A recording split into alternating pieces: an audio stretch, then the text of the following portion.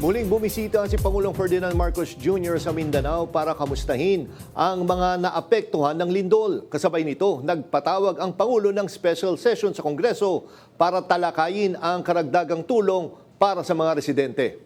Yan ang umarangkadang balita ni Christian Bascones. Sa bawat araw na dumaraan, nadadagdagan ang bilang ng mga bangkay na natatagpuan mula nang yinigin ng malakas na lindol ang ilang bahagi ng Mindanao. Walang katiyakan kung kailan makakabagong muli ang mga residente dahil sa tindi ng pinsalang iniwan nito. Pero sa pamamagitan ng mga simpleng tulong, nabibigyan sila ng lakas ng loob.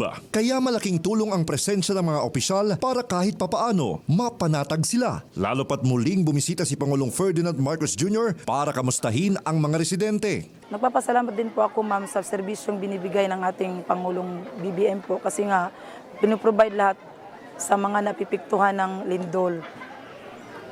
Kumbaga ba, ma'am, kahit na nararamdaman namin na para bang yung iba wala nang mauluwian, na-feel din namin na meron pang nagkikare. Alam natin may mga iba silang pangangailangan tulad ng pang-ayos ng bahay, pambili ng mga iba pang bagay na wala doon sa kahon. So sabi ko kay Mayor, ang commitment ng DSWD, emergency cash transfers immediately. Ang assurance ng ating Pangulo ay siguraduhin na yung relief walang patid at yung recovery masimulan na sa the soonest possible time.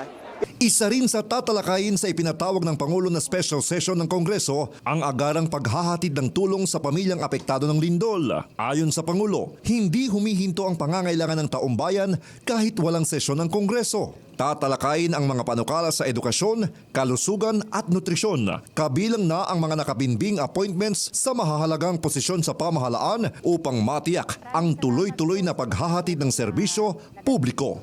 Ako si Christian Bascones ng PRTV News, nagseserbisyo para sa Pilipino.